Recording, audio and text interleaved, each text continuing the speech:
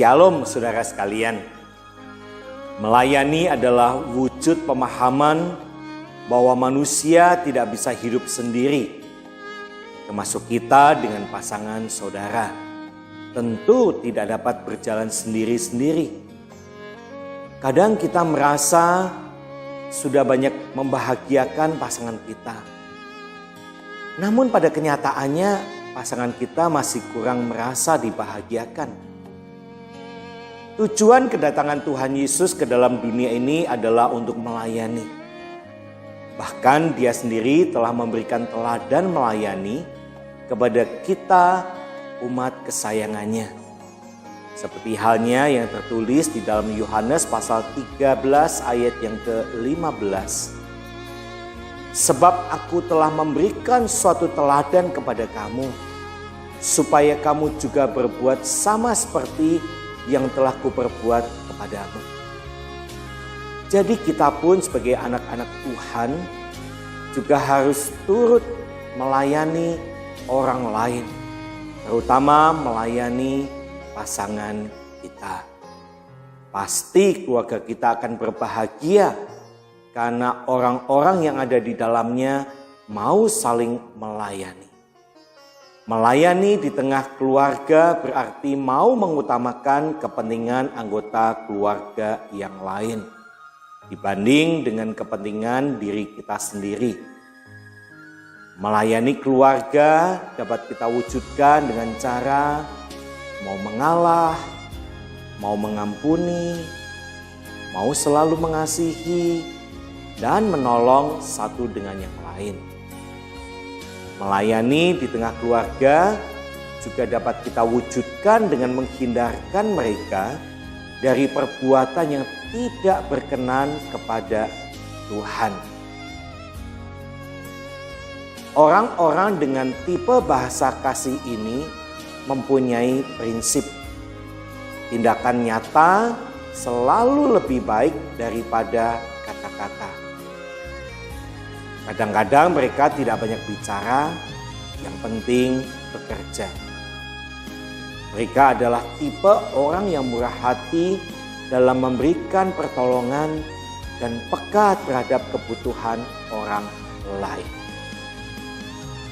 Suami yang melayani istri adalah suami yang mampu menjadi imam bagi keluarganya.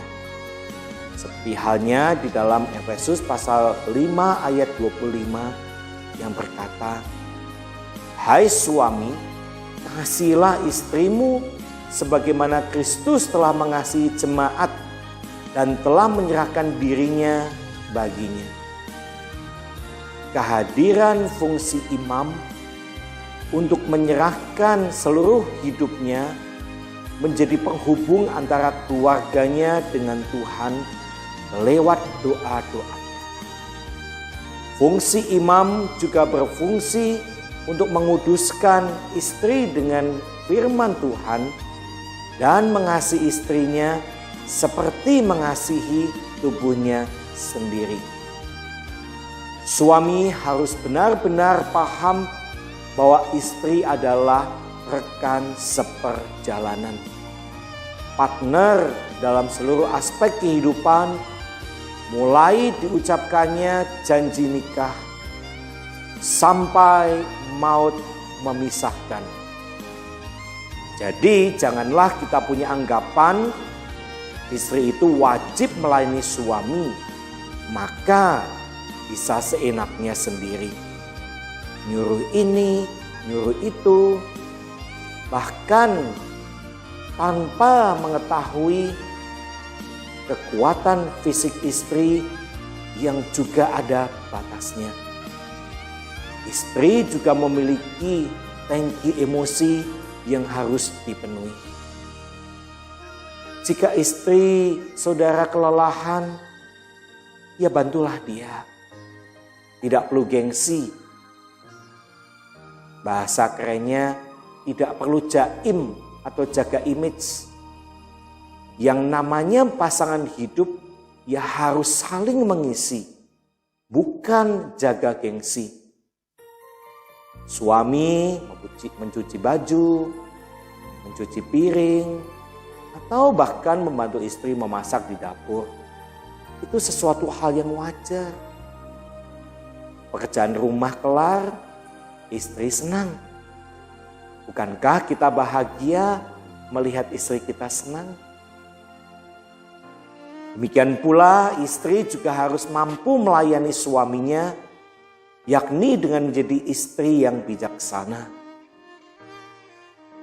Amsal pasal 14 ayat pertama mengatakan, perempuan yang bijak mendirikan rumahnya, tetapi yang bodoh meruntuhkannya dengan tangannya sendiri.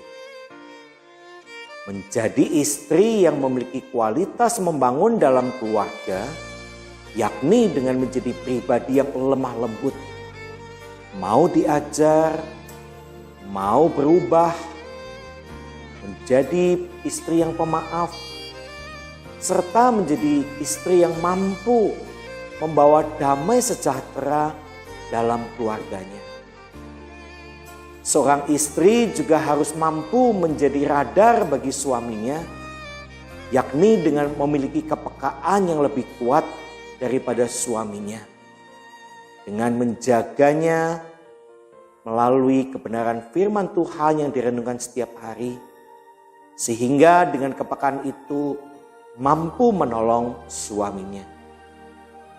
Istri memang sepatutnya melayani seluruh kebutuhan dan urusan suami. Ya, kita harus menyadari itu semua. Itu sudah menjadi kewajiban, sudah menjadi panggilan hidup.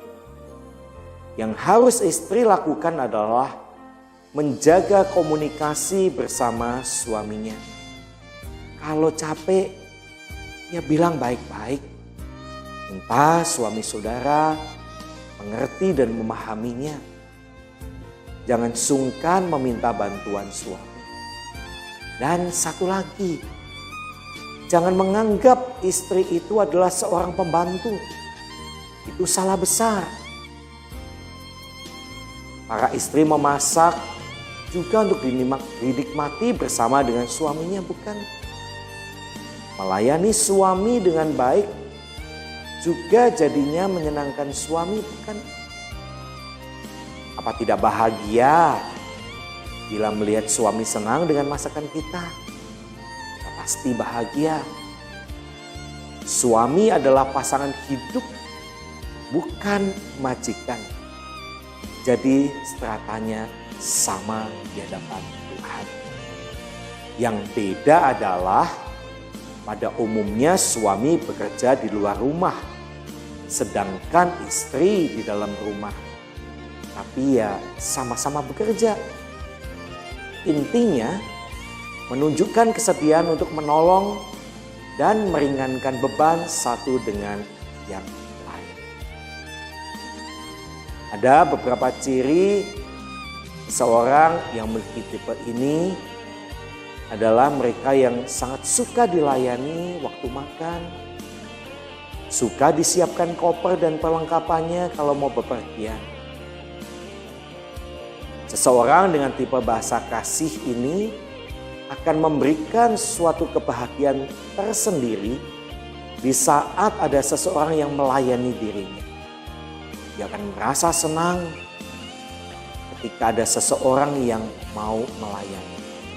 Merasa dicintai kalau dilayani. Hindarkan mengabaikan, menunda, atau lupa mengerjakan tugas yang besar maupun yang kecil. Di tengah-tengah hidup berkeluarga, marilah kita menghidupi sikap hamba yang selalu saling melayani satu dengan yang lain. Dan senantiasa bersedia melayani. Jika setiap orang menghidupi sikap seorang hamba, tentu kehidupan kita akan dipenuhi dengan sukacita yang meluap-luap. Sebab tidak ada orang yang merasa paling baik dan lebih baik. Dengan memiliki sikap seorang hamba, keluarga tidak lagi menjadi keluarga yang hanya menuntut anggota keluarganya yang lain. tetapi menjadi keluarga yang saling mendukung dan ingin memberi yang terbaik satu sama lain.